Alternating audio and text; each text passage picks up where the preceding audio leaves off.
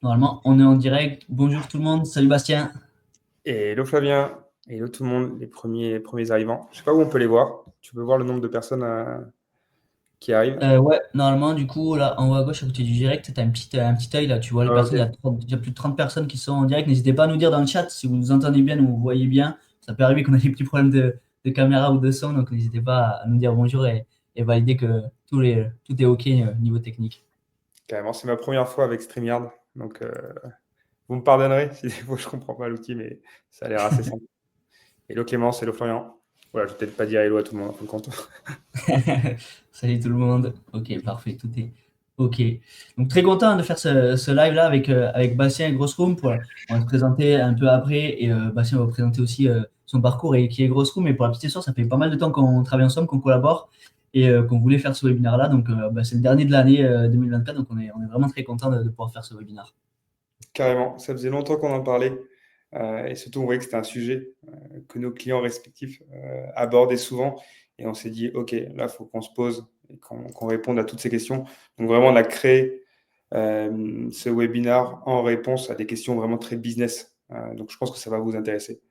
Il y a beaucoup de pratiques. L'idée, c'est que vous puissiez en sortir avec des pratiques activables dès demain après-demain. Bon, on rentre dans une période un peu plus compliquée pour le call en cette fin d'année, mais pour attaquer janvier et février de la meilleure manière.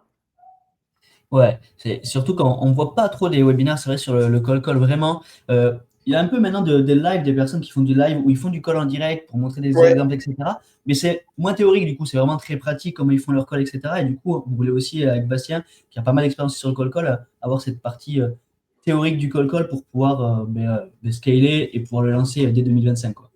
ouais, et surtout comment tu l'intègres dans un dispositif plus large, parce qu'on voit que c'est ça qui performe aujourd'hui.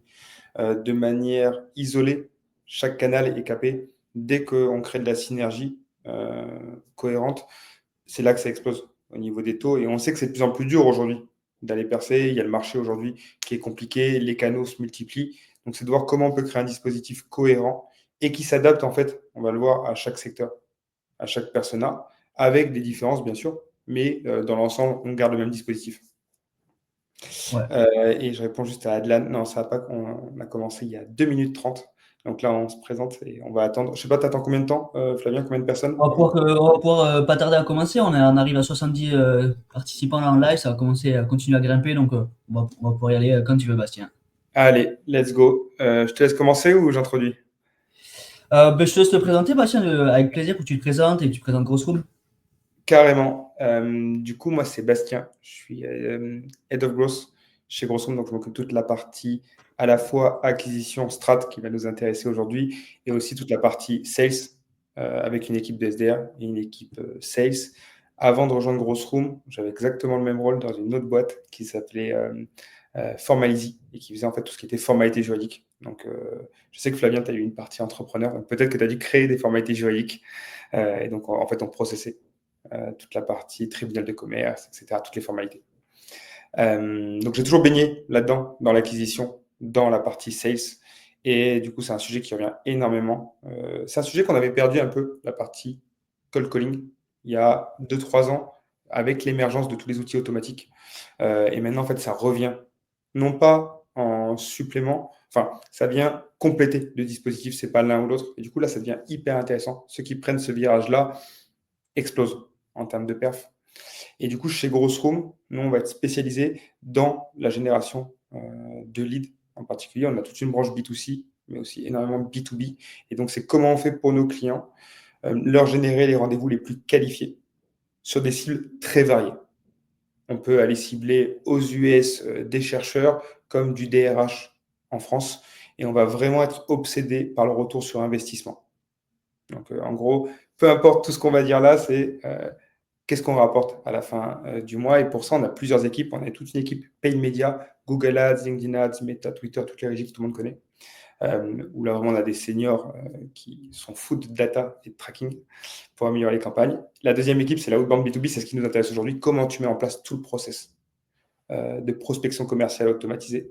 Et c'est dans ce cadre-là aussi où on bosse énormément avec vous. parce que vous avez un outil qui cartonne. Je ne te le dis pas parce que c'est toi l'host du webinaire, mais si on bosse ensemble, on est assez sélect sur nos partenaires pour nos clients, donc c'est que ça marche.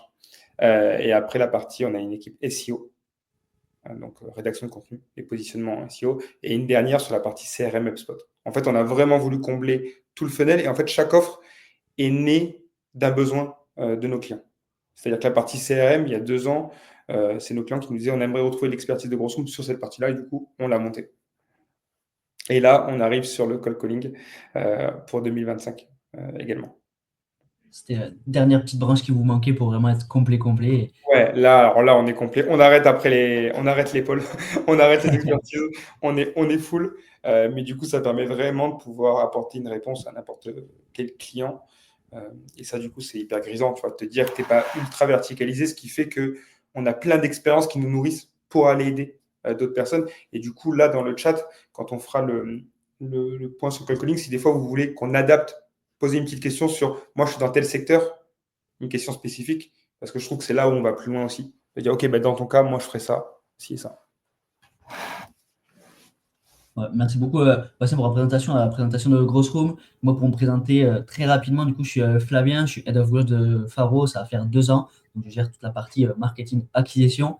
Et Faro, pour ceux qui ne connaissent pas, du coup, on est une plateforme de base de données de prospection B2B. On va vous permettre très facilement de créer des listes de prospects ultra qualifiés, de les enrichir avec les meilleurs outils du marché, derrière de les envoyer vers votre CRM, vos outils d'envoi de campagne, pouvoir faciliter toute la première partie de création de base de données à partir d'intent ultra qualifiés. C'est très important, on va le voir aujourd'hui, pour pouvoir avoir des résultats, de contacter les bons prospects au bon moment, et ce qu'on permet de faire avec Faro de façon puissante et intuitive.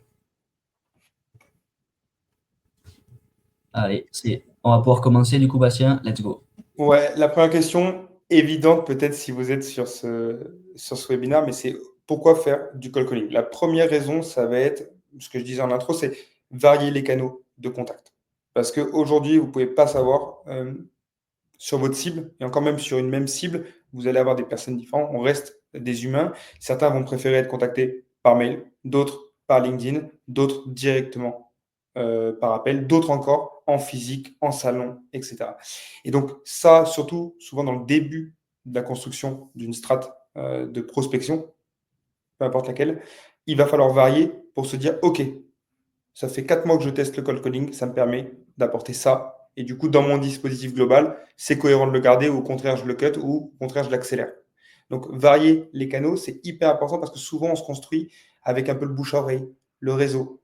Et on ouvre très peu à d'autres canaux, soit parce qu'on ne sait pas faire, soit parce qu'on reste sur nos acquis. Donc, vraiment varier. Là, on parle du cold calling, mais on peut aussi varier sur l'ensemble. C'est valable pour tout. Inversement, je vois des boîtes qui font que du cold calling.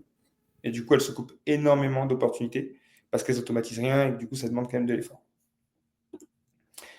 Le deuxième point, ça va être l'amélioration du nombre de contacts bookés, du nombre de rendez-vous bookés. Ça, c'est mathématique. Je pense que personne ne peut nous contredire là-dessus. Dès qu'on rajoute du cold calling, on monte le gap sur les rendez-vous bookés, à la fois en volume et même en qualité, parce qu'on a cette chance d'avoir un contact direct. Donc, si vous voulez passer un cap, il faut du cold calling. Après, on sait aussi que ça demande de l'humain. Ça demande de recruter, de manager de manière différente aussi, les sales. Et après, bien sûr, avoir une réponse immédiate du prospect. Qu'elle soit positive ou négative, vous avez votre prospect. Et donc là, je parle encore plus à ceux qui testent un petit peu leur product market fit, que du cold call. C'est clair. Parce que cold call ou physique, vous avez besoin d'une réponse. Même un non, ça a de la valeur pour vous. Et j'ai envie de dire, ça a de la valeur pour tout le monde. De comprendre le pourquoi du comment. Et quand c'est un go, ça permet de creuser beaucoup plus vite le prospect, de faire une transition après au sales qui va récupérer le dossier beaucoup plus fine. Et des fois, de comprendre rapidement, OK, bah, en fait, c'est un super deal parce qu'il a une date d'échéance hyper courte. Donc, on peut se positionner. Ou au contraire, sur le papier, je pensais que c'était intéressant. Et en discutant avec lui, non, on ne pourra pas s'inscrire. Et ça, c'est très intéressant ce que tu dis, Bastien, parce que très souvent, en fait, la prospection, elle évolue beaucoup, et très souvent, on dit, moi, je veux prospecter, faire des campagnes pour avoir des rendez-vous. Alors que l'objectif d'une campagne de prospection, quand on prospecte, c'est d'avoir une réponse de son prospect, qu'elle soit positive ou négative. Et les réponses négatives, comme tu dis, elles sont une mine d'or. Pourquoi? Parce que la personne va dire pourquoi ça ne l'intéresse pas, ça va nous permettre d'affiner notre discours, d'affiner peut-être notre cible, etc. Et donc, vraiment avoir une réponse de ces prospects-là et essayer de les faire creuser. Ok, ça vous intéresse pas, mais juste pourquoi, quelles solutions vous utilisez, ou alors quelles sont vos problématiques du moment. C'est encore limite mieux que d'avoir un rendez-vous qualifié parce que vous serez beaucoup plus efficient dans le temps. Exactement. Et ça te permet en fait de réduire ta phase de test. Sur un autre canal où tu as moins la main, tu n'es pas en direct, tu vas mettre 6 mois, 9 mois, te dire OK, j'ai suffisamment de volume pour me dire si cette cible et mon offre est adaptée. Là où le cold calling, en un mois, tu as les réponses que tu veux, tu peux tester. Et du coup, ça demande quand même plus d'agilité, et on le verra par la suite, comment tu séquences tout ça, parce que comme tu vas plus vite, il faut être encore plus carré dans tes phases de test. Je présente un petit peu, Flavien, le déroulé. Avec plaisir. Premier pan, on va se poser la question de la différence entre le cold call et le warm call. Donc là, très rapidement, le cold call, on appelle à froid, personne ne nous connaît. Le warm call, on a déjà eu un premier point de contact et c'est là où on commence à rentrer dans un dispositif global. Le deuxième point, c'est de se dire, OK, ça c'est bien, on a la théorie, mais comment concrètement on va pouvoir scraper et créer des listes de cold calling sur lesquelles mes cold callers pourront s'appuyer. Comment préparer les calls concrètement? Quel script? Comment j'anime mon call et surtout quel objectif. Parce que là, on part du principe, c'est directement pour générer des leads, mais on peut voir qu'il y a des subtilités dans lesquelles on peut aller et on peut varier ces subtilités selon les points de contact qu'on a avec le prospect. Comment intégrer les calls dans vos séquences d'outbound? Là, on vous montrera un dispositif encore plus poussé pour se dire, OK, j'ai ma prospection outbound automatisée qui tourne. Comment je l'intègre à des moments très précis? Parce que, et encore une fois, je spoil un petit peu la presse, mais on est sur un sujet de volume. En cold calling, c'est le volume qui est roi. Bien sûr, on peut avoir un meilleur taux de conversion, un meilleur taux de qualification, mais à la fin, si on n'a pas le volume sur lequel appliquer ces taux-là, on ne sort rien. Et donc, comment on permet à vos équipes de cold calling de maximiser leur temps et vraiment de ne pas perdre de temps à créer des bases, à qualifier. Non, je colle. Et j'ai les verbes. Et enfin, une partie qui m'intéresse particulièrement, c'est la partie monitoring. OK, quels KPIs, quelles données je vais venir mesurer pour voir si je vais dans la bonne ou mauvaise direction. Et on le verra à chaque tableau de KPIs, on sait quelle décision prendre pour améliorer le process. Donc, première partie, cold call vs warm call, quelles sont les caractéristiques, quels sont les avantages et les inconvénients de ces deux pratiques. Comme vous l'a dit Bastien, déjà, pour vous remettre les bases, le cold call, j'appelle des personnes d'après une liste qualifiée qui ne connaissent pas, bon, à part si c'est une grosse entreprise type IBM ou Apple, j'aurais peut-être des prospects qui me connaissent, mais 90% des gens, les prospects ne me connaîtront pas. Le warm call, ça va être du coup des prospects qui ont démontré un intérêt, soit qui ont déjà eu un point de touche par email, par LinkedIn, ou alors qui ont cliqué sur un lien, qui ont téléchargé un livrable sur votre site web, qui ont ouvert plusieurs fois ou transféré votre email. Donc au niveau du cold call, les différentes caractéristiques, la personne ne connaît pas du tout votre entreprise. Vous l'appelez pour lui présenter votre produit ou vos services. Bien entendu, c'est un des freins quand on fait du cold call, c'est que ça peut être perçu comme intrusif. On a tous reçu plus ou moins du coup de call. Je parle des calls B2B, hein, pas de France Télécom, enfin France Télécom Bouygues ou Orange qui nous appellent, des vrais calls B2B. 80 à 90% des gens, si vous avez une bonne liste de prospection, vous recevront tout à fait correctement et vous diront s'ils ont de l'intérêt ou pas, mais il peut avoir du coup quelques objections un peu virulentes. Il faut le savoir quand on fait du call, c'est aussi le jeu et le retour de chandelle de ce canal d'acquisition-là. Bastien, vous l'avez dit en préambule, pour du cold call, il faut faire beaucoup de volume.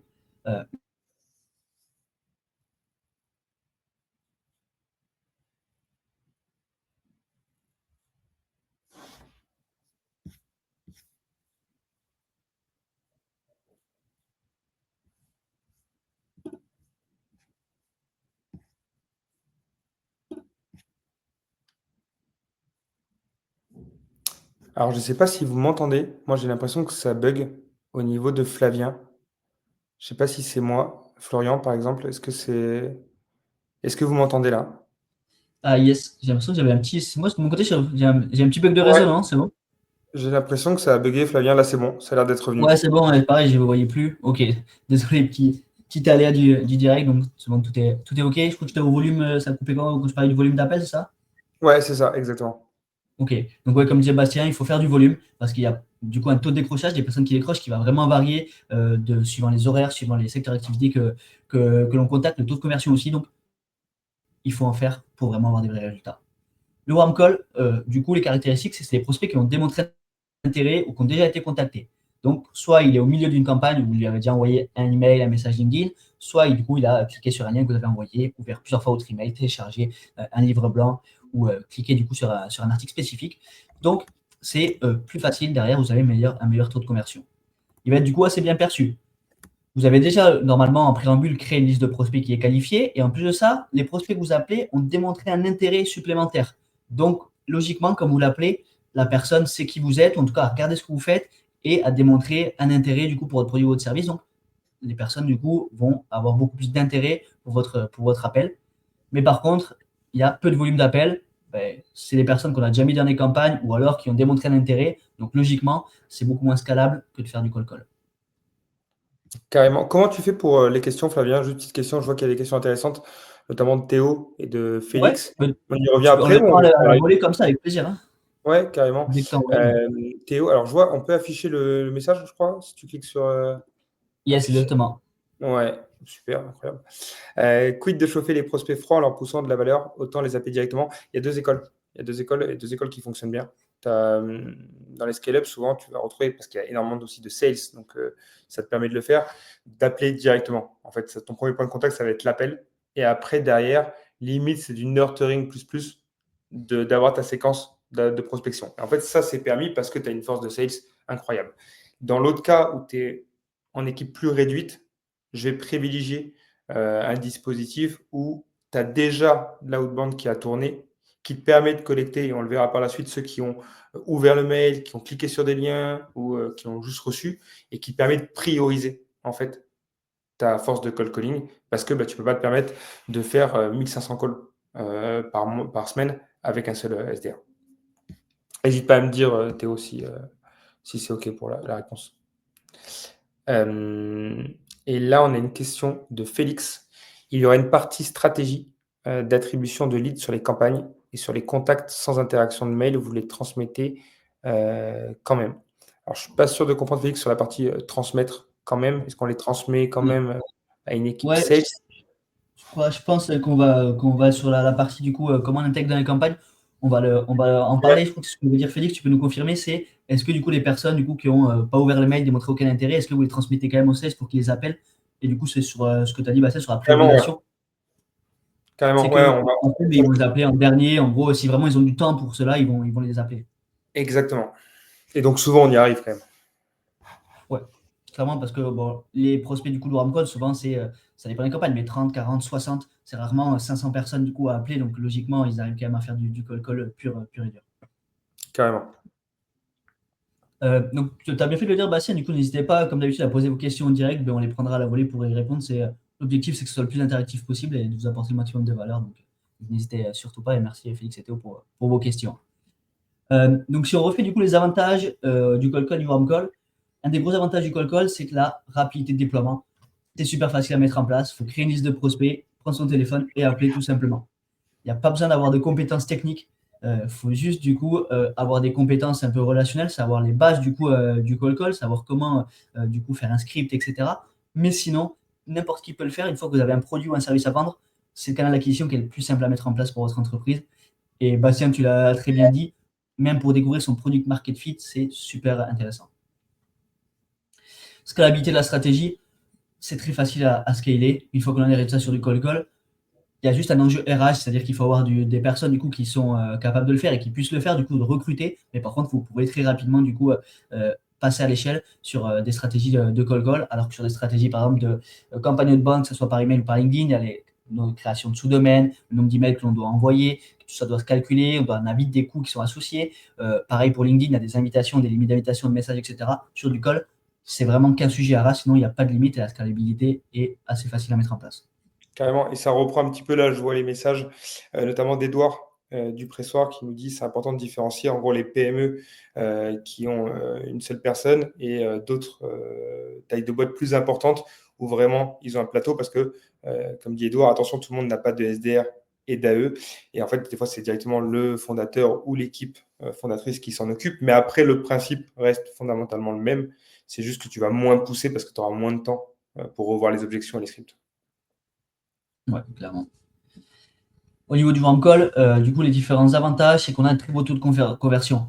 On appelle des prospects déjà qui ont été préqualifiés en avance sur une liste segmentée et en plus qui ont démontré un intérêt pour votre produit ou votre service. Même des fois, Bastien le fait très bien, c'est lui qui me l'avait montré. Du coup, ils ont cliqué sur le lien Calendly, mais sans prendre rendez-vous. Il y a plein de choses comme ça à faire sur le warm call. Donc, les taux de conversion sont vraiment très, très élevés parce que c'est des prospects qui ont un intérêt, mais juste n'ont pas passé le cap du rendez-vous. Donc, en appelant, en fait, on va booker, faire les derniers petits pas pour booker le rendez-vous. C'est des prospects du coup qui sont déjà très qualifiés. Logiquement, on va le voir après, mais dans le process, on a fait une liste ultra segmentée et ils ont démontré l'intérêt. Donc, le niveau de qualification sur des campagnes comme ça, outbound, ne peut pas être plus élevé que sur du warm call. Et les icebreakers sont ultra pertinents. La personne a ouvert plusieurs fois votre email, il a cliqué sur un lien. C'est très simple de l'appeler. Bonjour Bastien, j'ai vu que tu avais cliqué du coup sur l'article que je t'ai envoyé. Qu'est-ce que tu en as pensé? Ça te dirait d'échanger un peu plus là-dessus? En fait, l'icebreaker, il est vraiment tout trouvé. Ou j'ai vu que tu avais ouvert mon email du coup ce matin. Euh, Est-ce que du coup, c'est quelque chose qui t'intéresse? C'est beaucoup plus facile que d'appeler comme ça sans avoir du coup de contexte ou d'accroche. Carrément. Je vois qu'il y a un petit débat aussi sur le chat sur est-ce que c'est compliqué? Parce que je crois que Flavien, à un moment, tu as dit que tout le monde peut le faire. Et du coup, ça soulève un petit peu des boucliers, comme quoi c'est compliqué. En fait, je pense que tu as voulu dire, et je partage ton idée, c'est que tout le monde peut le faire, mais ça peut faire peur et tout le monde ne peut pas le faire longtemps. C'est plutôt Ouais, ça. c'est techniquement que tout le monde peut le faire. Après, attention, si on Ouais, fait un voilà, warm call, c'est peut-être exact. pas. C'est une nature aussi, il faut avoir envie de faire ça, parce qu'il y a des côtés très grisants, mais il y a aussi on se prend des portes. Et donc c'est des personnalités plutôt à aller chercher que des profils, techniques. Mais je te rejoins, tout le monde peut le faire, sur le papier parce que t on va le voir après, tu as un script, tu as un process aujourd'hui. C'est moins du pur talent, comme on pouvait le retrouver il y a 5 ans. Il en faut toujours, c'est toujours, top, mais tu as quand même une grosse part de process et de data. Clairement. Alors bien entendu, il n'y a pas que des avantages sur ces canaux d'acquisition-là, il y a aussi des inconvénients. Un des gros inconvénients du cold call, ben, c'est le taux de conversion qui est assez faible. Il faut du coup faire du volume, c'est chronophage. Il faut faire 2, 3, 4 heures par jour pour pouvoir vraiment avoir des résultats qui sont intéressants. Donc il n'y a vraiment pas de secret. C'est le volume qui compense du coup ce faible taux de conversion du coup sur du cold call pur et dur. Et puis le taux de décrochage aussi est très variable, soit sur un secteur d'activité précis, sur des horaires sur lesquels on appelle sur un persona précis que l'on va appeler, mais ça, on peut avoir des jours où on va avoir 50-60% de personnes qui décrochent et des jours où on a 5%. Et pour ceux qui connaissent le call call et qui l'ont déjà fait, les jours où on a 5% de taux de décrochage, la journée elle est vraiment très longue parce qu'on passe la journée à parler à un répondeur. Donc il y a de la résilience qui rentre en jeu aussi là-dessus. Donc voilà, c'est un des gros inconvénients du call call. On n'est pas maître de tout. Et du coup, il y a aussi une part de timing, une part de chance aussi qui joue, malgré si on a du talent évident. Il y a plein d'agences qui font pas mal de call call. Et les performances varient vraiment d'un jour à l'autre, malgré du coup les compétences intrinsèques de la personne. Au niveau du warm call, les inconvénients, ben, c'est qu'on a un nombre de prospects très limité. Hein. Ils ont démontré un intérêt, ouvert votre email, cliqué sur un lien. Donc vous n'aurez pas beaucoup de volume. Il y aura plus de beau taux de conversion, mais par contre, vous ne pourrez pas faire 500 appels du coup de warm call par semaine. Donc c'est bien de combiner vraiment les deux. Il y a un workflow du coup qui est à mettre en place hein, pour faire du warm call. C'est un peu plus technique du coup et pas accessible directement à tout le monde. On va le montrer, c'est pas très compliqué à mettre en place, mais il faut quand même un peu de compétences techniques. Récupérer du coup les intents, essayer d'automatiser avec du coup des listes du coup qui se créent automatiquement dans le CRM suivant l'intent que l'on a créé, peut-être avoir même du list scoring pour de la priorisation pour les personnes qui appellent, etc. Donc c'est un peu plus compliqué à mettre en place. Et puis surtout, il faut être très réactif. Il n'y a pas du tout le même impact si on appelle du coup une personne qui a ouvert votre email, qui a cliqué sur un lien dans les 2 heures ou dans 2 jours après. La personne de 2 jours, vous avez de grandes chances qu'elle ne se rappelle plus. 2 heures après, c'est sûr qu'elle se rappelle ce qu'elle a fait. Donc, vous avez beaucoup plus d'impact, mais il faut être réactif. Est-ce qu'il y avait des questions, Bastien, que tu voulais qu'on comprenne? Ouais, il y en avait pas mal. Alors, je sais pas si on y répond, notamment là, il y avait sur les métriques, on y verra, on y viendra à la fin. 2 heures de call, 2 rendez-vous pris en moyenne. Bon taux, Sébastien. On verra les taux après, mais ça, c'est un très Ouais. bon taux. Tac, il y avait aussi la question de se dire, est-ce que on dit au prospect qu'on sait que la personne a cliqué sur un lien? Et là, moi, ma réponse, ça va être de dire, ça dépend de votre positionnement. Demain, vous êtes une boîte de luxe. Non, ça peut paraître intrusif. Typiquement, toi, Flavien, et moi, chez Grossroom, complètement. Parce que c'est la projection même de ce qu'on pourra faire pour nos prospects. Donc ça, il faut juste trouver l'équilibre. Après, n'oubliez pas que si vous avez une cible un peu large, même directeurs commerciaux, marketing, CEO, c'est des personnes qui aussi vont des fois être paradoxalement contre le cold calling, ils trouvent ça intrusif, mais ils seraient très contents de le faire, pour leurs propres clients. Donc on peut retourner aussi, on le fait pas mal ça, on peut retourner ça, à notre avantage. Donc en fait, voilà, ça dépend de votre positionnement. Après, n'ayez pas peur, testez. Souvent, on a peur d'être trop brut, trop intrusif. Testez et vous verrez la réceptivité, de votre cible. Et aussi, il ne faut pas se braquer, ça arrive, il y a toujours une part et ça pour moi, c'est même un indicateur d'un bon taux de cold calling, c'est une toute petite part où ils vont dire non, arrêtez de m'appeler, c'est trop intrusif, qui vont être un peu virulents. Parce qu'on est obligé d'arriver à là, ça montre que le volume a été fait et après on réduit parce que pour comprendre aussi pourquoi on est intrusif. Est-ce que c'est parce que c'était un numéro personnel alors que nous on voulait du pro? Est-ce que c'est parce qu'en fait on est tout simplement hors ciblage? Parce que concrètement, les personnes qui sont intéressés ou qui pourraient être intéressés par vos services ne trouveront jamais ça intrusif, ou en tout cas ne serait jamais virulent. Donc c'est un problème de ciblage et on y vient justement, comment créer ces listes de cold calling. Yes. Donc, franchement, on en parle énormément sur les campagnes email, les campagnes LinkedIn, de faire la segmentation, faire des leads ultra qualifiés. Bien entendu, c'est exactement la même chose sur le cold call. Sinon, comme l'a dit Bastien, vous allez vraiment vous casser les dents et appeler du coup des personnes hors cible et là, multiplier les bâches. Donc, la segmentation est primordiale pour réussir ces séquences de cold call et ces sessions. Du coup, cibler un secteur d'activité spécifique.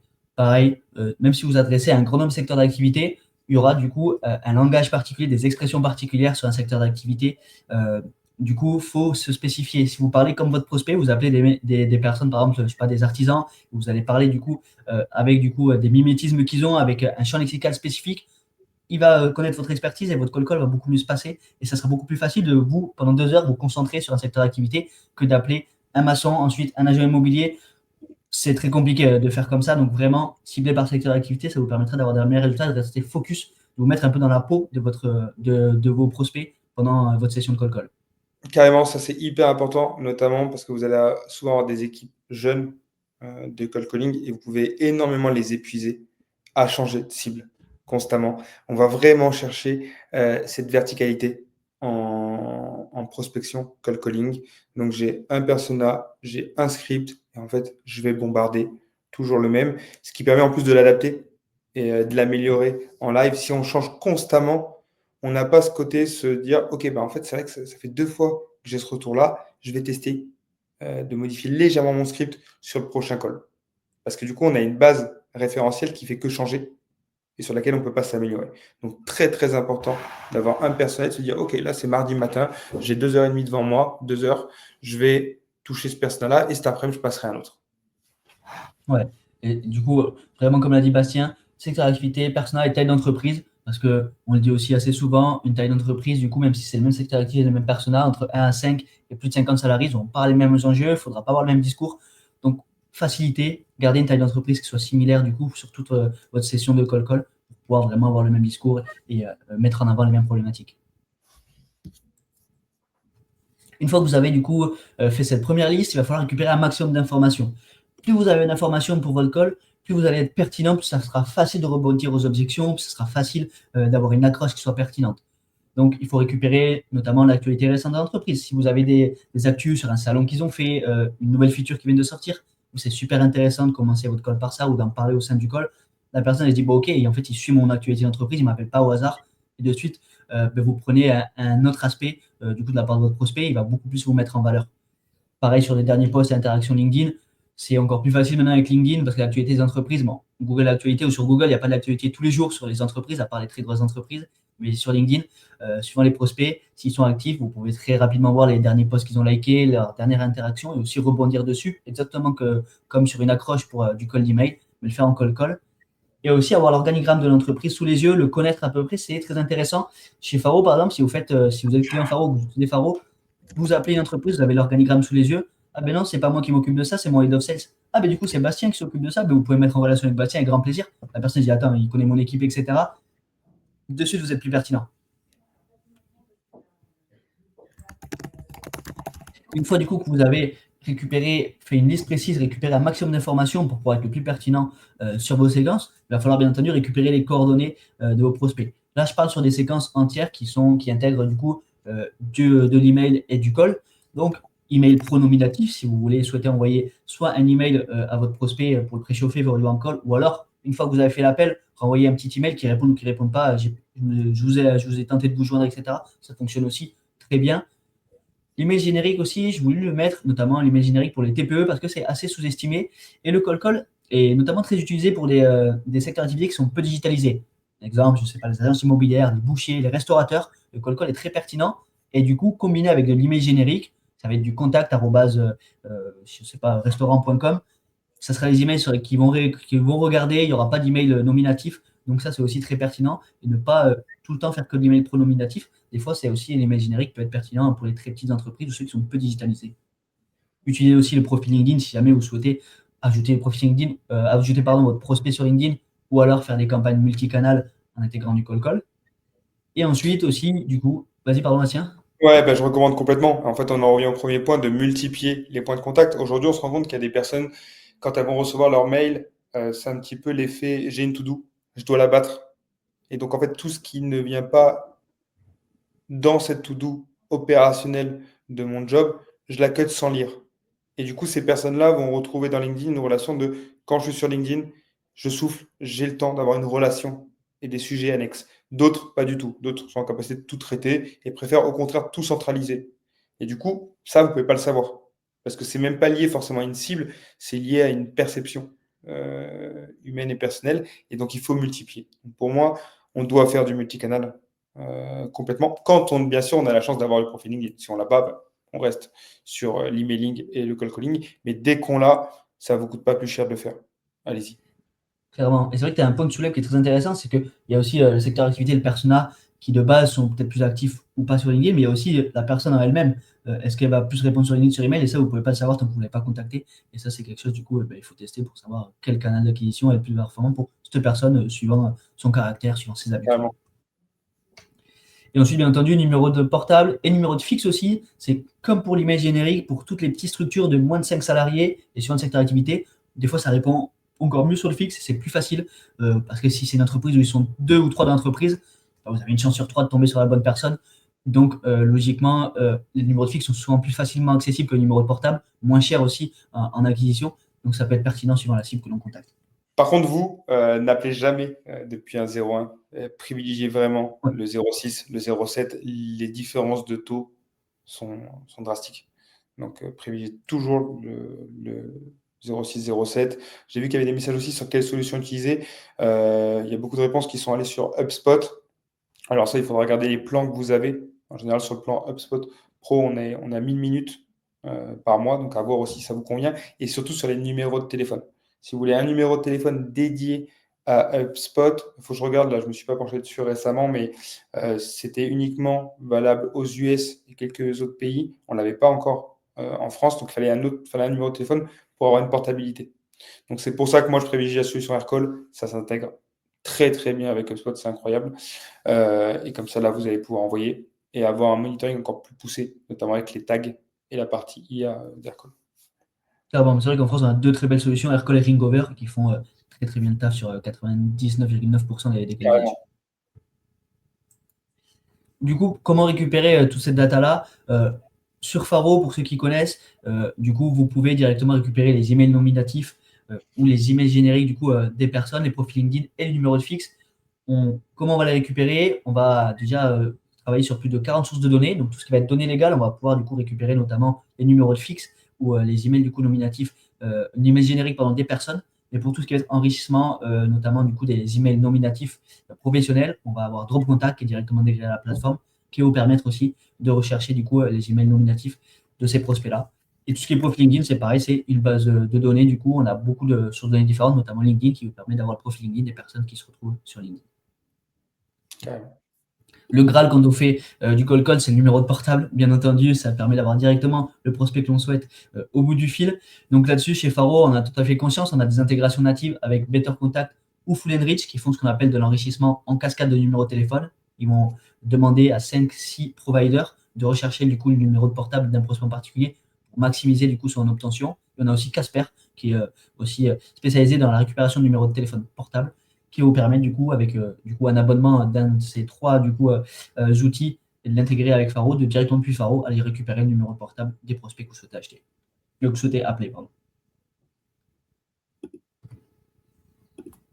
Alors maintenant, du coup, que l'on a vu quelle était la différence entre le cold call et warm call, et comment du coup créer des listes pour faire ce cold call, comment préparer du coup ces calls pour pouvoir avoir les meilleurs résultats possibles. Carrément. Donc là, je reviens un petit peu en arrière. Vous savez qui vous ciblez. Vous avez utilisé par exemple une solution comme Faro pour générer vos listes. Maintenant, il faut appeler. Donc, première étape, définir les objectifs. Parce que là, on se dit clairement, bon, bah, c'est juste générer du lead, oui, dans 95% des cas. Mais on peut aussi avoir des campagnes avec des objectifs différents. Par exemple, je vais dans un salon, je suis présent, je suis exposant dans un salon dans 2 mois. Et ben, je vais commencer à call pour avoir en fait un call to action indirect. Ça va être présence à un salon, présence à un webinar ou, je prends un exemple, inscription à une newsletter, à une formation. Donc là, c'est des strates un petit peu plus poussées pour se dire, OK, je sais que mon persona, ma cible, a une barrière à venir directement faire un call parce que je vends peut-être des projets complexes, mon cycle de réflexion est très long, et donc je vais le chauffer, et je vais le chauffer avec de l'outbound. Donc on peut avoir des objectifs différents, même si dans 95% des cas, on va être quand même sur de la génération de leads directement. Bien connaître son audience, c'est une évidence. Là, je ne vais pas trop m'attarder dessus. Avoir un script, très important. Il y a plein de sales, des SDR notamment, mais pas que, qui n'ont pas forcément de script. Ils savent ce qu'ils doivent dire dans les grandes lignes. Et surtout, on se rend compte que ce n'est pas uniforme entre les différents sales. Ce qui fait que soit on a un protocole de test très strict où on se dit, OK, j'ai A, B, C, D, E qui collent de manière différente, et au bout de 1, 2 semaines, je vois les taux et après je diffuse la bonne pratique partout. Ça, c'est OK. Mais dans 90% des cas, c'est plutôt chacun fait un peu comme il veut. On a des disparités au niveau des performances, et il n'y a pas de ruissellement en fait de la connaissance. Et ça, c'est dommage parce qu'il y en a qui vont performer et qui ne vont pas pouvoir entraîner les autres. Et inversement, ceux qui ne performent pas vont rester dans les méandres de la sous-performance et pas décoller, commencer à broyer du noir. Et là, on peut très vite être en sous-perf. Et préparer des réponses aux objections. Très important. Une fois qu'on a eu l'accroche, qui est très très importante en call calling, peut-être le plus important, on va avoir des objections. C'est-à-dire que si vous faites bien, entre guillemets, votre travail, c'est ce que vous allez venir chercher. Il y a pas mal de SDR managers qui vont driver leur équipe en disant, OK, tu dois aller me chercher des objections. Parce que si tu en as, c'est que forcément, tu as bien structuré ton appel. Et donc dire, OK, bah, dès que tu as l'objection, déjà, tu n'es pas décontenancé. Tu vas répondre. Et rien que cette posture professionnelle, tu dis, OK, c'est hyper intéressant. C'est-à-dire que je le sens, en fait, qu'ils savent répondre et ils étaient prêts à répondre à cette objection-là. Et après, voilà, c'est de travailler les objections. Quand il y a des nouvelles, on les met sur un environnement commun pour que tous les sales puissent aussi apporter, ah ben moi, j'aurais répondu comme ci, comme ça. On tamponne une réponse, comme le script. On a des templates de réponse aux objections, et comme ça, on vient fournir le document, et petit à petit, en fait, on répond à de plus en plus d'objections. Définir les objectifs, donc là, ce que je disais, prendre un rendez-vous, présenter son produit, service, et surtout qualifier le prospect. Parce que souvent, on se dit, on veut bosser avec ces personnes-là, mais pas tant. Ce qu'il faut, c'est jouer entre je vais te donner envie à travers mon call calling de bosser avec nous, ou en tout cas de piquer ta curiosité, mais moi aussi, j'ai des éléments de qualification à te proposer. Et du coup, c'est un exercice qui est assez fin parce que concrètement, tu n'appelles quelqu'un qui n'a rien demandé, même si c'est du warm call. C'est toi qui étais à l'origine de cette partie-là, et tu vas quand même lui demander des éléments de qualification. Et du coup, on le verra peut-être par la suite, mais ça peut se faire aussi très simplement, et ça peut se faire post-prise de rendez-vous. C'est-à-dire, je t'appelle Flavien, je décroche, on commence à parler, super, une objection, deux, j'y réponds, et je te dis, ah ben, super, ben, là Flavien, je pense qu'on a vraiment quelque chose à faire ensemble. Est-ce que tu es disponible lundi pro à 14h? Tu me dis, ok, trop bien. Je fais, ah, juste, j'y pense là maintenant, mais toi, ta cible aujourd'hui, quel est son panier moyen? Et là, tu vas m'y répondre. Mais en fait, j'ai sécurisé le call. Là où quand, des fois, tu peux le faire à la fin, ben, en fait, l'échange a duré trop longtemps, tu es rentré dans des discussions où en fait, tu vas le perdre. Là, ça te permet d'avoir le meilleur des deux mondes. Hop, j'ai sécurisé mon call, qui est l'objectif numéro un du SDA. Et après, j'ai des éléments de qualification. Ouais, c'est vrai que ça c'est très intéressant parce qu'en fait, c'est toi qui as la main. Est-ce que je lui, en fait, j'ai mon call, mais est-ce que ça vaut le coup de faire mon call ou pas? Et si la personne dit, 50 € de panier moyen, ah ben, je pense du coup qu'il n'y aura pas d'intérêt à ce qu'on travaille ensemble. Et toi, tu perds pas de temps, le prospect perd pas de temps, tout le monde est content. C'est ça. En fait, tu as dit quelque chose de très intéressant là, c'est tu as la main. C'est vous qui appelez. C'est vous qui êtes en maîtrise du call. C'est pas le prospect. Le prospect, lui, il ne sait pas. Et du coup, il faut très vite l'encadrer. Je ne sais pas si c'est le meilleur terme, mais créer une structure dans laquelle le prospect va pouvoir librement, en tout cas avoir l'impression librement de pouvoir s'épanouir, jouer. Mais en fin de compte, vous créez le cadre. C'est vous qui imposez entre guillemets les règles. Alors ça ne veut pas dire, il y a des prospects qui vont dire non, je ne suis pas intéressé, très bien, pas de souci. Ça va dépendre aussi de votre stratégie. Moi, j'ai une stratégie où je ne suis pas là pour transformer les non en oui. Alors, pas tous les noms. Je suis là pour transformer les oui en oui, les peut-être en oui. Et après, vous avez des strates plus poussées, quand vous avez des équipes conséquentes, de dire, même quand on dit non, non, c'est pas possible, objection 1, objection 2, objection 3, et on arrive à la récupérer. Mais ça demande des techniques et une seniorité beaucoup plus élevée. Là, vous pouvez vous dire, OK, quand c'est un ultime non, pas besoin de s'époumoner parce que je sais que j'ai une cible qui est tellement volumineuse. Et du coup, ça dépend aussi de la volumétrie globale de la cible que je vais pouvoir jouer sur ce volume-là. Préparer ses calls sur la connaissance de l'audience. Très important. Est-ce que je connais mon prospect? Est-ce que je connais son rôle? Et est-ce que je connais l'organigramme dans lequel il évolue? On peut aller sur de l'actualité et sur du poste occupé, bien sûr. Pas besoin non plus, à mon sens, et là, on peut avoir des divergences avec d'autres SDR managers, parce que ça va dépendre de la cible. Certains vont penser énormément, ah, j'ai vu que vous étiez à tel salon, etc., etc. Il faut que ça reste pertinent, en fait. Si on le fait juste pour dire j'ai vu que vous aviez posté tel post LinkedIn, ok, qu'est-ce que ça fait là? Est-ce que c'est juste pour dire ça et après on passe à autre chose? Non. Soit on arrive à avoir un fil conducteur, là c'est cohérent, mais si c'est juste pour le mettre, ne le faites pas. Ça fait l'effet inverse. Ouais, Je sais que- clairement, c'est exactement comme sur les campagnes email, hein, une accroche dire j'ai vu que Bastien c'était les 30 ans, les 10 ans de grosse room, trop bien. Et d'ailleurs, je lui propose ça. Non. Mais par contre, dire j'ai vu que Bastien, du coup, tu avais liké du coup un post du coup sur une dernière intégration HubSpot avec Clairbit. C'est un sujet de data actuellement, je suppose. Bah là, oui. Ouais. Et même c'est intéressant comment tu l'as formulé, laisser des blancs. C'est-à-dire que là, quand tu as fini ta phrase, souvent on a peur des blancs en cold calling. On veut remplir, on veut dire le maximum de choses. Non, ça apporte vraiment une posture professionnelle de laisser des blancs. Et surtout, on laisse la personne s'exprimer. Et c'est sur la base de cette expression que nous, on va pouvoir jouer. Dire, OK, maintenant qu'elle m'a donné du grain à moudre, je vais pouvoir aller plus loin. Secteur d'activité et spécificité de l'entreprise, là, ça revient en fait à connaître ces personnes-là et de se dire, je vais proposer mon offre ou mon service de manière légèrement différente par rapport à la cible. Tu vois, je te prends un exemple encore une fois chez Grossroom. Si demain, je prospecte un directeur commercial, je vais davantage lui parler d'outbound B2B qui va l'intéresser, qui va lui permettre de générer des leads qualifiés pour ses équipes que de SEO. Ça ne veut pas dire que ce n'est pas pertinent. Ça veut dire que lui, intellectuellement, la distance est plus lointaine parce que c'est moins lié au sales, c'est plus lié au marketing. Et après, la problématique des prospects. Très intéressant, encore une fois. Et là, d'un point de vue même outbound pur, on ne vient pas présenter nos offres comme ça, pam, voilà ce qu'on fait. Non. Voilà quelle problématique on vient résoudre. Est-ce que vous avez ce type de problématique? Oui, super, paf. On évite les questions fermées, bien sûr, mais ça, c'est un peu l'esprit. Pour dire, OK, globalement, peu importe ce que je fais, c'est est-ce que tu as ces problématiques-là parce que moi, j'ai ces solutions. Ouais. Ça, c'est très intéressant parce que, pareil, on en parle sur les emails, il ne faut pas proposer directement un rendez-vous prospect, et du coup, savoir s'il y a une problématique et juste s'il y a un intérêt. Et en cold call, c'est exactement la même chose. C'est-à-dire que prendre rendez-vous, ça, c'est vraiment est-ce que vous êtes problématique, est-ce qu'il y aurait un intérêt qu'on échange ensemble? En fait, ça se regroupe énormément, hein, le copywriting ou le script que l'on va avoir en call. Exactement, parce qu'encore une fois, tu prends cette posture professionnelle pour dire, je ne t'appelle pas juste pour prendre rendez-vous.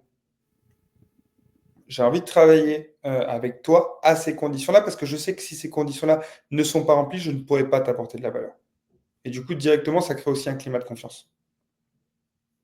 Clairement. Avoir un script, l'introduction impactante, très très importante, parce que forcément, si le prospect ne nous laisse pas nous exprimer, on peut très bien répondre aux objections, on peut avoir une super proposition de valeur, il n'y a rien qui va décoller, c'est un peu comme un objet dans un email. Si directement, soit il tombe en spam, soit le prospect le met en lu sans l'avoir lu, ou le supprime, derrière, on peut avoir la meilleure proposition de valeur, ça ne sert à rien. Donc, l'introduction, il faut la travailler. Et on peut avoir aussi des introductions très, comment dire, contre nature. Il y en a une, par exemple, qui peut fonctionner, c'est d'être très rapide et dire: «Oui, bonjour, c'est Flavien de chez Faro. On propose des bases de données qualifiées». Top, tu t'arrêtes là. Tu te dis: «Oui, mais attends, j'ai rien dit, je ne l'ai pas présenté de la bonne façon et tout», et tu te rends compte que par la data, avoir une approche très, très courte, ça te permet d'ouvrir le débat. Il va te dire dans 90 des cas: «Oui, OK et du coup?» et hop, t'enchaînes. Mais en fait, tu es déjà, dans une approche, je dis pas que c'est la meilleure des meilleures, mais je dis qu'elle fonctionne très bien, pour commencer, d'avoir une approche très courte et laisser le prospect parler. Du coup, l'accroche personnalisée, ça, c'est quand on va plus loin. Du coup, ça demande plus de recherche. Question ouverte, toujours. Parce que forcément, s'il dit oui, s'il dit non, surtout s'il dit non en général, bah, ça ferme vraiment le débat. Bon, bah, ok, maintenant comment je rebondis là-dessus? Très compliqué. Le oui, on peut le préparer. C'est-à-dire qu'on peut se dire, ok, je sais que je pose cette question-là juste pour qu'il me lâche un oui, et derrière, je rebondis. Et après, le call to action, et la proposition de valeur claire, assez simple, dire, ok, bah, est-ce que vous êtes disponible à 14h vendredi? Super. Pas oublier aussi d'envoyer, c'est très, ça peut paraître bête comme ça, mais beaucoup de SDR, par exemple, vont dire: «OK, vous êtes dispo à 14h», ils vont envoyer l'invitation plus tard. Non. «OK, je vous envoie l'invitation, est-ce que vous pouvez juste me confirmer, comme ça on est sûr que c'est dans l'agenda, ensemble?» Tu attends, il regarde, il fait clac, clac. «OK, c'est bon, j'ai accepté». Parce qu'en fait, le gros problème qu'on va avoir, c'est les no-shows. Mmh. Tu peux être très bon call caller, des fois, meilleur tu es pour décrocher le rendez-vous avec une approche courte, plus tu as de no-shows derrière. Parce qu'en fait, tu as arraché le rendez-vous et la personne ne l'a même pas dans son agenda ou n'a pas eu de relance par la suite. Ouais. Tu as un point, je trouve, qui est très intéressant au début, tu dis tester du coup les introductions et les accroches. C'est vrai qu'on voit souvent sur des scripts, sur le call call, il faut d'abord se présenter. Je m'appelle Flavien Reverigo, je travaille chez Faro, etc. Alors qu'au final, bah, c'est comme tout, il faut tester plein de choses différentes, je pense, pour dénoter et avoir le meilleur résultat. Carrément. Là, je vois qu'il y a Carole Klein qui dit quelque chose de très pertinent. Je vais l'afficher, je pense. Hop. Est-ce que c'est parce que j'appelle au mauvais moment? Ça, c'est top pour comprendre la vraie raison, la vraie objection. Parce que soit il te dit oui, du coup, tu rentres dedans. Ok, bah, quel est le meilleur moment? Soit, et c'est rarement ça, c'est rarement une question de moment, soit il va te dire directement la raison. Et donc, ça te permet de, au lieu de dire plutôt bah, quel est le problème, voilà, qui est trop brut, dire non, mais j'ai pas envie de vous parler, là, ça te permet de la désamorcer. La réponse aux objections, donc voilà, identification des objections, il faut aller les chercher, il faut aller les identifier. Il faut vouloir les identifier pour se dire, OK, là, cette semaine, on va devoir identifier un maximum d'objections. On va les formuler de manière différente, mais en fait, on va énormément les regrouper. Et on va se rendre compte qu'en fait, globalement, 4 objections qu'on pensait un peu différentes, elle est identique. Et c'est globalement, ça revient à j'ai pas compris votre offre. Ou ça revient à j'ai pas le temps parce qu'on n'a pas été assez impactant dans l'accroche. Et donc, globalement, toutes les objections, elles ont pour fondement que votre prospect n'a pas compris votre proposition de valeur, il ne vous a pas laissé le temps de l'exprimer. Donc, comprendre l'objection, voilà, c'est le travail aussi, et ne pas avoir peur de poser des questions. Il y a des calls qui vont être même plus intéressants pour répondre profondément et comprendre une objection que d'avoir un call to action, que d'avoir une prise de rendez-vous directe. On prépare les réponses structurées. Moi, j'ai une approche où tous les scripts et toutes les objections doivent être apprises par cœur. Ça veut dire qu'on peut les réciter comme des poèmes. Alors, ça fait très scolaire, mais ça permet vraiment d'être très à l'aise avec. Et après, une fois qu'on est suffisamment à l'aise et on sait les répéter mot par mot, ben là, d'ajouter de la patte, d'ajouter de la forme, de se l'approprier. Mais au départ, soyez, entre guillemets, strict sur le fait de, OK, on doit apprendre par cœur, à la virgule près, le script et les objections, ce qui permet après de jouer avec. Et la template de réponse, voilà, il y a des outils aussi qui permettent de voir directement, hop, surtout dans tout ce qui va être SaaS, tout ce qui va être logiciel. Par exemple, demain, vous avez un logiciel de comptabilité. Les objections peuvent être techniques. Et donc, vous n'avez pas forcément toutes les ressources. Vous avez des objections sales et après des objections liées au métier, au service, à l'outil. Et dans ce cas-là, on peut avoir des bibliothèques pour très vite, avec des mots-clés, retrouver. Il y a pas mal de débats là, sur le chat, sur le ça m'intéresse pas. Tu as répondu un peu, Bastien, tu sais, c'est vrai que le ça m'intéresse pas, c'est souvent qu'il n'a pas compris vraiment ce que vous proposez et ce que vous faites. C'est un peu automatique, ça m'intéresse pas quand on reçoit un call. Est-ce que toi, tu as des tips là-dessus? Est-ce que tu refais reformuler sur le ça m'intéresse Alors, pas? tu as plusieurs approches. Moi, j'aime bien le ah, bah, c'est justement ce que me disait. Et là, tu l'emmènes dans une projection d'une personne que tu as signée. Tu vois. Par Ouais, exemple, je prends un autre exemple, un petit peu délicat parce que là, j'ai l'exemple en tête, mais je suis déjà accompagné. Tu vois, je suis déjà accompagné, comment tu réponds? Ah bah, ne vous inquiétez pas, ouais, 80% de nos clients l'étaient aussi avant qu'on les appelle. Je vous donne l'exemple, par exemple, et là, vous donnez une projection de client A qui faisait ça, tu es déjà accompagné par ça, mais qui avait quand même tel et tel doute. Et en fait, c'est des doutes que tout le monde a. Quand tu es accompagné et que ça ne se passe pas bien, ça manquait de proactivité, ça manquait de résultats. Et du coup, nous, on a mis ça en place, on a obtenu. Est-ce que ça vous parle? Ah, oui. Tu vois? Donc, c'est vraiment de dire, OK, c'est pas une objection en fait pour nous, tant. Je comprends pourquoi vous pensez ça, mais je vais vous expliquer comment on y fait face concrètement. Là, je parle plus sur la partie un peu service, sur toutes ouais, les personnes qui nous écoutent et qui font du service. Ce que veulent savoir vos prospects, globalement, c'est avec qui vous avez déjà bossé, ce que vous avez mis en place. Et donc, il faut avoir une accroche très directe, personnalisée avec des use cases. Et c'est là où c'est intéressant, je vois du chat GPT passer. On peut venir fournir cette donnée-là qui est très importante. Demain, vous avez une personne qui arrive dans votre boîte pour faire du cold calling. Si vous avez fait un GPTS, donc, c'est-à-dire un environnement chat GPT dédié uniquement à votre entreprise, qui répond uniquement au nom de votre entreprise, dans lequel vous avez envoyé votre base de données, notamment tous vos clients, vos accompagnements et vos résultats, ben, on peut venir enrichir automatiquement toutes les fiches à appeler avec des use cases pertinents. Comme ça, n'importe quel sales, il n'a pas besoin d'avoir 10 ans d'expérience dans votre boîte pour dire ah ben, je vois que vous êtes dans l'automobile. Donc, justement, on a accompagné Michelin, on a obtenu tant de résultats. Et là, on rajoute de la personnalisation. Après, je ne vous cache pas que c'est une belle machine à mettre en place. C'est assez costaud. ouais. Mais par contre, tu passes à un vrai cap derrière. Là, tu passes un vrai cap. Mais tu as déjà un cap à passer avant de structure. J'ai intégré notamment le call, on va le voir, dans mes campagnes outbound. Mes campagnes outbound sont optimisées. Et à la fin, c'est vraiment la dernière des dernières briques. Donc, comment intégrer le call dans mes campagnes outbound? L'idée, ça va être de faire remonter. Donc là, vous prospectez, imaginons, avec un outil comme Lemlist, qui va vous permettre de reproduire le comportement humain dans vos séquences de prospection. Donc, jour 1, j'envoie un email. Jour 2, demande de connexion LinkedIn. Jour 4, je rajoute un use case, une feature, un élément de plus. Et je continue comme ça. Jour 6, 7, message pro impactant sur LinkedIn. Et je joue entre les canaux. Euh, Forcément, quand vous allez faire de l'activité, vous allez pouvoir remonter tous ceux qui ont cliqué sur un lien mais qui n'ont pas pris rendez-vous, tous ceux qui ont ouvert qui n'ont pas pris rendez-vous et tous ceux qui ont juste reçu ces éléments-là. Nous, on va être, ce qu'on fait avec nos clients, on va faire remonter ces éléments-là dans HubSpot ou dans d'autres CRM en créant des listes dynamiques. Comme ça, tous les matins, par exemple, ou le lundi pour préparer la semaine, les sales ont une seule chose à faire, aller sur les listes, les mettre dans des workflows qui vont reproduire ce workflow. C'est-à-dire, je mets tel contact dans mon workflow et mon workflow, c'est une tâche d'appel par jour pendant 4 jours, par exemple. Ce qui fait que d'un côté, vous allez avoir l'outbound qui va tourner. Et à côté de ça, vous avez vos call callers qui vont appeler avec 4 points de contact donnés. En général, 4-5 calls, c'est bien. Il y en a qui vont même beaucoup plus loin, qui peuvent aller jusqu'à 10, parce qu'ils se disent, bah voilà, tant que la personne n'a pas répondu, bah en fait, je peux continuer directement. Et donc, on va mixer à ce moment-là. On peut aussi aller plus loin. Je ne recommande pas forcément, mais se dire, tant que je n'ai pas appelé, mon email suivant ne part pas. Moi, j'aime bien le faire en parallèle. J'ai ma séquence à outbound qui tourne et en parallèle, j'ai mes calls. Sinon, le cas dans lequel on peut tomber si on n'est pas extrêmement structuré, c'est de dire bah, si on prend du retard dans les calls, ça retarde toute la machine à outbound. Et ça, on ne veut pas. Ouais, clairement, ça c'est très intéressant. Si on a une séquence de 4 emails, après l'email 2, on appelle du coup tous les prospects, que ça réponde ou ça réponde pas. Ceux que ça répond, on les enlève de la séquence. Ceux qui répondent pas, on les laisse dans la séquence.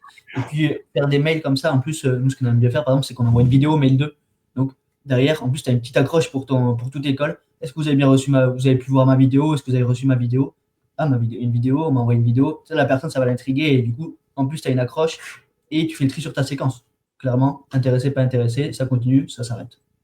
Carrément. Et même ceux, ce qui est marrant, c'est que même ceux des fois qui ont ouvert le mail ou qui ont cliqué ne se rappellent pas. Ouais, Donc, c'est vrai. ouais, c'est hallucinant. Ça, on sait pas. Même ceux qui ont ouvert là, il y a moins d'une heure, tu les appelles. Ah non, je vois pas. Ou des, tu vois, on a quand même cette partie-là. Et donc, en fait, on se dit, ça peut même être une excuse pour ceux qui aujourd'hui ne font même pas de la outbound. Vous pouvez l'utiliser parce que ça fonctionne quand même. Clairement. Et d'ailleurs, j'ai une anecdote là-dessus qui était pas mal. On avait fait un live il y a 1 an ou 2 ans avec Tristan, qui est une entreprise le CEO d'une entreprise qui s'appelle Manuscrit, qui envoie des lettres manuscrites Ouais, je automatisées connais bien. Ouais. aux prospects. Et lui, c'est pareil, il a envoyé du coup des séquences de lettres et ensuite des séquences d'emails. Est-ce que vous avez bien reçu ma lettre? Mais il faisait aussi l'inverse, c'est-à-dire qu'il n'envoyait pas de lettres, il envoyait juste est-ce que vous avez bien reçu ma lettre en accroche? Et la personne montre quelle lettre, etc. Et c'est comme tu as dit, ça fonctionne bien. Tu peux faire la même chose. Est-ce que vous avez bien reçu ma vidéo ou mon email? Ah non, j'ai pas reçu. Bon, ben, c'est pas grave, tant que je vous ai au téléphone et ton accroche est tout trouvé. Carrément. Tu as pu proposer quelque chose d'indirect dès le départ, d'intrigant et qui fait moins sales. Et donc, ça passe très bien. Alors aussi, l'approche de dire bonjour, voilà, ben, je vous appelle, c'est un email commercial, c'est un appel commercial. Ça fonctionne aussi, pas sur toutes les cibles, loin de là, mais ça fonctionne aussi surtout quand on est dans l'environnement où notre cible à nous est également sales ou très business. Ouais, Parce qu'on comprend les règles du jeu et du coup, c'est OK. Moi, demain, quelqu'un m'appelle, il me dit ça, j'écoute. Je pense qu'on a ce côté un peu par respect pour se dire on sait ce que c'est. Donc, je vais quand même écouter ta proposition de valeur. Je vais te dire clairement si ça m'intéresse ou si ça m'intéresse pas. clairement. Maintenant, sur les KPIs à monitorer, donc là, vous avez vos listes, vous avez votre séquence à outbound qui tourne, vous avez introduit vos appels dans les séquences, tout tourne. Qu'est-ce qu'on va venir monitorer? Quelles données on va venir regarder? Quelle prise de décision on va pouvoir prendre? Premièrement, ça va être le volume. Donc, je vous ai mis un exemple à droite. Si vous étiez sur HubSpot, vous avez la capacité, donc soit vous appelez depuis HubSpot, soit vous appelez depuis Aircall ou une autre solution, de faire remonter directement toute l'activité d'appel, de vous mettre une ligne d'objectif, là dans l'exemple, je crois que c'est 60, et de voir le nombre de calls qui sont passés. Ça va être très important parce que c'est la métrique phare. Sans ça, tout le reste, vous pouvez l'oublier. Mais on va aussi avoir des avantages indirects. Indirectement, c'est que quand vous allez avoir une jeune équipe qui arrive, ou même des nouveaux SDR, il faut les mettre en confiance. Et donc, pour les mettre en confiance, c'est de se dire, OK, je veux que tu passes plus d'appels, quitte à avoir derrière un taux de décrochage et surtout un taux de conversion plus faible. C'est pas grave, je suis prêt à l'absorber, à l'assumer, parce que je vais te mettre en confiance. Parce que si on n'a que 10 personnes qui décrochent à la fin, bah, c'est très compliqué quand même de tester une approche et de prendre confiance. Donc il faut jouer sur le volume. L'agenda structuré, c'est que pour faire ce volume-là, il faut avoir un agenda personnel en tant que sales très structuré. C'est pas je découvre un petit peu, j'appelle quand je veux. Non. Là, j'ai 2 heures de call, une demi-heure ou 15 minutes d'analyse de mes calls, très important. Après l'après-midi, je reprends 2 heures, analyse, et là, je vais faire un peu d'emailing ou de renvoi parce qu'il y a des personnes qui vont vous dire ah ben envoyez-moi un mail. Là, je suis occupé, envoyez-moi, par exemple. Donc là, vous le faites pendant ce temps-là. Mais du coup, chaque plage de l'agenda doit être remplie de OK, je fais ci, je fais ça, je fais ci, je fais ça. Ce qui vous permettra aussi derrière de se dire OK, ben, je vois que tel sales fait 400 appels par semaine en tant de temps. Moi, par exemple, pour vous donner un exemple sur Grossroom, à la fin de la semaine, on modifie également l'agenda passé pour voir s'il reflète réellement la réalité. Des fois, on va se dire, ah ben là, en fait, j'ai pas appelé parce que j'étais pris sur autre chose. Et du coup, on recalcule le temps. Et la constance du volume. Parce qu'au début, on peut le tenir, le volume, mais ce qui va être dur, et le vrai challenge managérial, c'est comment on dynamise les sales dans le temps. Parce que appeler un mois, appeler 2 mois, c'est bien. Appeler pendant 6, 7, 8 mois, 10 mois, 2 ans, c'est autre chose. Et du coup, ça, il faut vraiment le monitorer pour voir que s'il y a un décrochage sur ce KPIs-là, c'est là où c'est le premier indicateur où vous perdez votre sales. Du coup, il faut très vite en discuter. C'est très intéressant. Bah, ça, ce partie-là, est-ce que toi, tu as des tips là-dessus? Est-ce que tu as des incentives sur tes sales, sur le nombre de rendez-vous? Comment tu les gardes motivés dans le temps? En tout cas, quelle est ton Ouais, expérience là-dessus? une première chose, c'est de se dire qu'ils ne sont pas seuls. Il y a tout l'engagement de la société ou de l'équipe qui met tout à leur disposition pour qu'ils réussissent. Et je prends l'exemple de la prospection outbound. Tu vas prendre leur retour. Quand ils vont te dire, OK, bah, en fait, telle cible, ça fait 4 fois où en fait, j'appelle les experts comptables et je me fais raccrocher au nez. Là, j'en peux plus. OK, pas de souci. Dans l'heure, la base est rafraîchie. On a retiré tous les experts comptables et on t'a ajouté une nouvelle cible. Donc, premièrement, c'est de sentir qu'on est considéré, qu'on est écouté, que tout le monde met à disposition. Ça paraît peut-être évident comme ça, mais peu le font. La deuxième chose, ça va être aussi, ça reste un métier sales, donc aux variables. Et donc là, vous avez plusieurs façons. de mettre un variable, est-ce que vous le mettez au lead qualifié ou à la signature? Dans tous les cas, ma recommandation, c'est de faire quelque chose de très simple.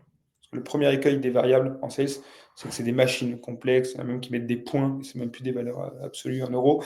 Et donc là, ça peut créer de la méfiance. Je ne comprends pas, donc c'est bizarre, je ne comprends pas mon modèle de rémunération. Donc déjà, pour être motivé et le faire, c'est compliqué. Et après, ça peut être aussi sujet à des discussions qu'on n'a pas trop envie d'avoir. Donc quelque chose de simple, quitte à le faire évoluer par la suite. OK, bah, dès qu'il y a un lead qualifié, donc dès qu'un lead que tu as généré sur lequel j'ai fait une proposition, voilà, bah, il y a tant qui tombe. Ou valeur du contrat quand c'est signé. Clairement, et on a tous les deux en fait, été sales du coup Bastien, et on sait que une grosse motivation du coup c'est des primes, c'est l'argent quand on est sales, faut pas se le cacher, et que dans sa tête quand on est en train de passer l'école, on a deux rendez-vous, on dit deux rendez-vous, on a possiblement un qualifié, ça me fait déjà 100 euros, demain je vais me refaire 200 euros, c'est comme ça que ça fonctionne, et c'est comme ça que la personne dit bah allez je vais en passer 5 6 15 de plus, parce que là je vais me refaire 100 euros sur la journée. Exactement.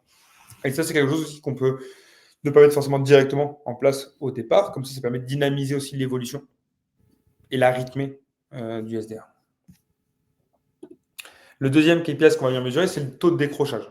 Donc, on sait qu'on fait du volume. Maintenant, on veut voir le nombre de fois où quelqu'un a décroché le téléphone ou est resté sans réponse. Ça va être hyper important parce qu'on peut voir des fois des variations entre les sales. Et là, on se dit, mais c'est étrange, comment je peux avoir une variation? Parce que quand ils appellent, forcément, ils appellent sur les mêmes bases et ils ne savent pas qui ils vont appeler. Donc, comment on peut avoir une variation? Et en fait, la variation qu'on va avoir, c'est souvent les horaires.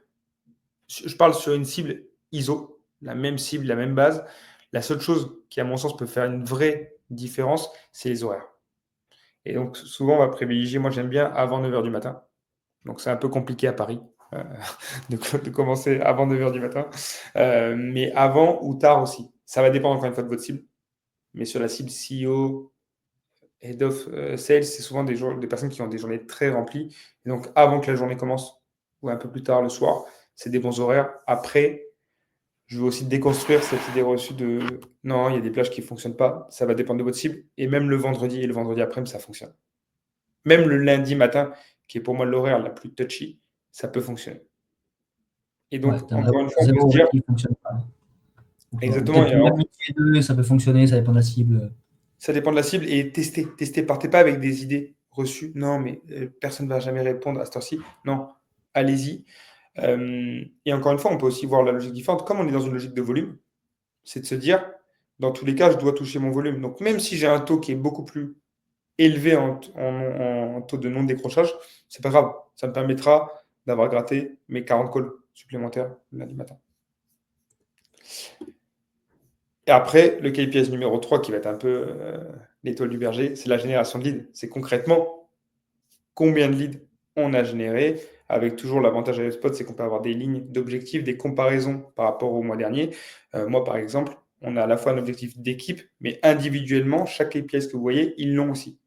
Comme ça, ils savent ce qu'ils doivent fournir et s'ils sont dedans ou non chaque jour. Et c'est pas à la fin du mois, on regarde en fait, ça n'allait pas depuis le début. Et après, c'est la qualité. Parce que c'est bien beau de générer du lead, mais si derrière, on ne transforme pas en chiffre d'affaires, on n'arrive pas à faire de proposition, c'est pas qualifié, mais en fait, ça va faire un effet inverse où les sales vont passer beaucoup de temps à faire des propositions, à faire des R1 de qualification, et il n'y a rien qui sort. Donc ça, c'est vraiment à la fin de se dire, OK, le volume est là, on a un taux de décrochage autour de 25%, c'est ce qu'on observe en général. Nous, on a un bon taux, on est à 25, voire 30% de décrochage. Et après, du coup, on génère tant de leads. Et sur ces leads, est-ce qu'on a une qualité ou non? Et donc, en fait, c'est vraiment un arbre où on descend comme ça, plutôt que d'arriver et de dire, allez, on génère plus de leads. Ça ne veut rien dire, on génère plus de leads. C'est de dire, OK, on voit qu'on a une problématique de volume. Donc là, l'équipe, j'ai envie qu'on se focus, on doit atteindre cet objectif de volume. Et en fait, ça permet vraiment de rendre l'amélioration tangible. Et donc, en tant que manager, c'est top. Ça évite d'être sur quelque chose d'abstrait quand on vient améliorer les process. Donc, on analyse la qualité des leads et bien sûr, ajustement volume-qualité. Nous, pour vous donner un exemple, il y a des moments où on pouvait exploser en génération de leads, mais on décrochait pas mal en qualité, donc on venait réajuster. Des fois, c'était l'inverse.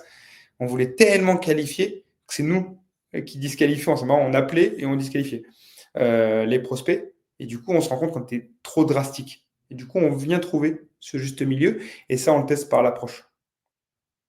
Ok, je vais qualifier légèrement moins, mais par contre, je vais garder mon accroche très directe pour générer du volume. Et on avance comme ça.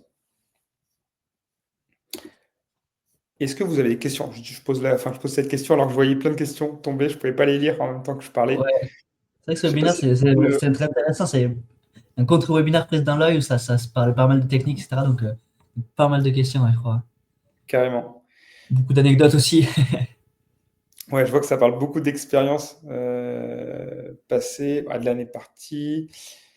Mathis, hop, je vais prendre celui-là un peu au hasard. Désolé pour les autres, je vais remonter après. Flavien et Bastien, avez-vous des tips pour prospecter des C-level quand on vend de la presta au forfait? Alors, de la prestation de service, ça va vraiment être mon dada. Donc, des C-level, des tips, il faut connaître un petit peu plus la cible. La presta, pour moi, et je reviens sur ce que j'ai dit, c'est les références. Plus les C-level vont être, entre guillemets, dans des boîtes importantes, plus la première chose qu'ils veulent savoir, c'est est-ce que tu es capé pour m'accompagner? Et la seule donnée qui permet vraiment de cocher toutes les cases, c'est les références, directement. Nous, on le voit, dès qu'on a fait rentrer nos premiers groupes du 440, tous les autres, c'était OK. Vous comprenez qu'il y a tel système d'achat chez nous, comment on est référencé, comment on a l'habitude de travailler. Donc, directement, on pouvait passer à des discussions plus profondes, et notamment le fait de vendre au forfait. Parce que ça, la question du forfait ou pas, elle est subsidiaire. C'est pas ça qui est vraiment important. C'est qu'est-ce que tu proposes, quel résultat tu as obtenu auprès de quelle cible. Après, c'est plutôt des modalités pour moi le forfait, même si elles restent importantes, c'est pas le focus. Donc moi je dirais, Baptiste, pour résumer, euh, use case, cas client, cas client, cas client. Ça, c'est très intéressant parce qu'on met souvent en avant le fait de faire du lookalike, c'est-à-dire, je viens de signer un client, je vais regarder quelles sont les caractéristiques de ce client et essayer de contacter les mêmes types de clients. Donc, campagne de call call, super intéressant. Vous venez de signer un nouveau client, je viens de signer Grossroom. Ok, je vais regarder toutes les agences de prospection qui ressemblent à Grossroom euh, et leur dire, ben, je travaille déjà avec Grossroom, est-ce que ça vous intéresserait? Et je pense que les résultats peuvent être vraiment très pertinents. Donc, du lookalike, je pense que c'est aussi très, très performant sur du call call. Carrément. Je prends le message de Benjamin. 60 appels par jour égale 60 numéros composés que le prospect réponde ou non. Ouais, le volume, c'est vraiment taux d'appel. Et donc, en fait, tu sais que tu vas pouvoir jouer là-dessus par rapport à ton taux de décrochage moyen que tu connais. Et du coup, ça permet de calculer tes heures et de te dire, OK, en une heure, je vais pouvoir passer 25 calls, par exemple, en moyenne, euh, sur ce là parce que je sais que à la fois, je vais avoir 18 où en fait, ça va me prendre 2 minutes parce que personne ne va répondre. Donc, c'est le temps juste de se connecter, d'appeler, de laisser tourner, hop, et d'arrêter. Donc, imaginons 1 minute. Et après, je vais avoir les 7 autres où là, je vais être dans des discussions. Et je sais qu'une discussion moyenne, moi, par exemple, c'est quelque chose que je traque aussi. Je traque le temps passé par appel pour aussi voir à quel point ça joue sur les taux de conversion. Et on se rend compte que quand on va trop loin dans l'appel, c'est comme quand on est trop court. C'est le même effet. On a un taux après de prise de rendez-vous qui est beaucoup plus faible. Donc on vient jouer là-dessus. Donc pour répondre à ta question, Benjamin, ouais, c'est 60 calls passés qui répondent ou non, parce que derrière, tu connais tes taux. Et forcément, imaginons demain, tu as un taux de décrochage à 10%, bah, tu vas devoir augmenter ton volume en entrée. Mais tout en sachant que ton problème, il est quand même sur le taux de décrochage, parce que avoir un taux de décrochage de 5%, c'est qu'il y a un gros problème. Du coup, ça rebondit à une question très intéressante de Mathieu sur un peu les métriques types qu'il faut avoir pour se considérer que c'est bien ce que l'on fait, pour voir ce qu'on a amélioré. Toi, quels sont tes retours dessus, là-dessus, Ouais, Bastien? carrément, Mathieu n'a pas oublié. J'avais dit que je répondrais à la fin. En termes de volume, encore une fois, je suis désolé de mettre des disclaimers, mais ça dépend des cibles. Mais dans 80% du temps, on va avoir un nombre d'appels entre 80 et 110 appels par jour, par personne. Taux de décrochage entre 15 et 25%.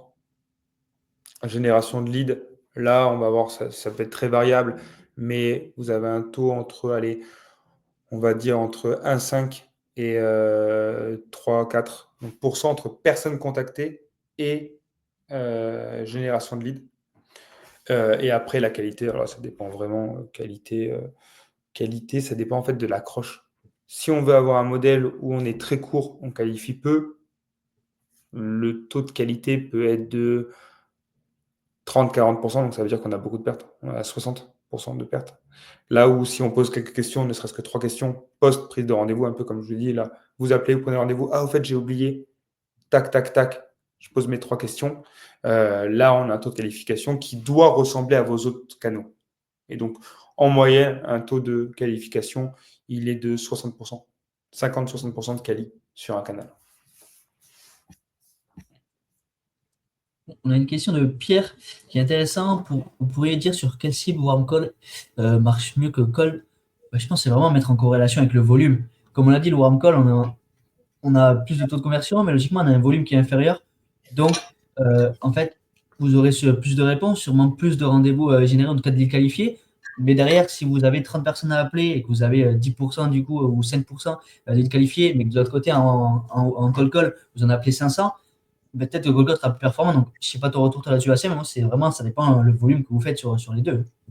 Bah, c'est ça. Il ne faut pas notamment les mettre en opposition parce que si on rentre vraiment dans la finesse, on pourrait se dire que du warm call sur quelqu'un qui a juste reçu un mail, ça revient à faire du cold call parce qu'il ne l'a Ouais. pas ouvert. Donc, c'est plutôt de dire j'ai mon premier étage qui est du cold call, mon deuxième étage qui va être du warm call sur il a ouvert et après, j'ai vraiment mon warm call plus qui va être sur la personne qui a cliqué. Donc, je dirais de mixer. Dans tous les cas, vous allez mixer les approches. Donc, il n'y a pas forcément de data sur quel site fonctionne mieux que l'autre sur du call ou sur du warm. Ok. Petite question pratique aussi pour les sales full sig, Bastien, comment tu organiserais le planning? Plutôt 2 sessions par semaine ou plutôt une heure par jour? Une demande Carole. Alors, ouais, c'est ça. Ça, c'est une très bonne question parce que la problématique, c'est que quand on a des sales qui ne sont pas uniquement dédiés au cold calling, c'est plus compliqué. 2 sessions par semaine ou plutôt une heure par jour. En fait, si on fait 2 sessions par... En fait, il y a des avantages et des inconvénients. Si on fait 2 sessions par semaine, on a quelque chose de beaucoup plus focus sur lequel où on a cet apprentissage de se dire, ça fait 5 calls que je fais, 10 calls, 20 calls. Là, je commence à améliorer le discours, je commence à mettre dedans. Donc ça, c'est top. L'inconvénient qu'on a, c'est qu'on teste beaucoup moins d'horaires. On teste beaucoup moins d'horaires parce que forcément, on n'a que 2 sessions. Donc, on n'en a pas 5. Et donc, on ne peut pas les mettre à des mêmes horaires. Mais j'aurais quand même tendance à privilégier les sessions. Parce que qui dit sales full cycle, c'est quelqu'un qui a beaucoup de choses à penser, qui fait beaucoup de choses et qui a besoin de se focus à un moment donné et ne plus être dans OK, je dois envoyer tel devis, je dois préparer telle présentation, je dois scraper telle base. Donc, Carole, si je devais faire un choix, pardon, j'irais sur 2 sessions beaucoup plus focus. Là, je bombarde. Je me fais une le lundi après-midi, une par exemple le jeudi et j'y vais.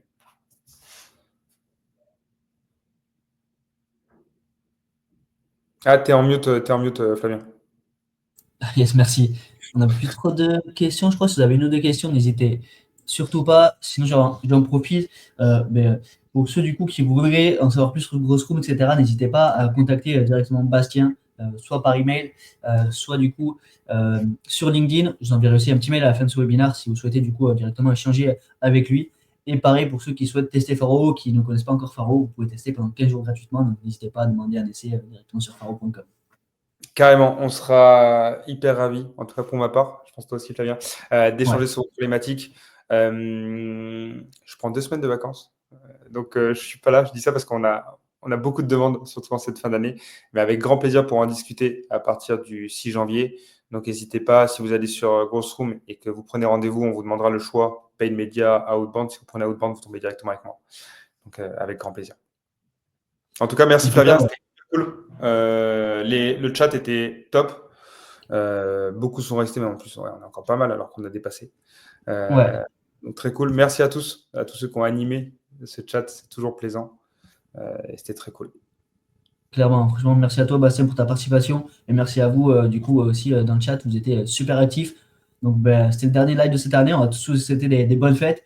Bien profiter de vos familles, bien vous reposer pour pouvoir attaquer, du coup, 2025 comme il se doit et avoir les résultats que vous souhaitez.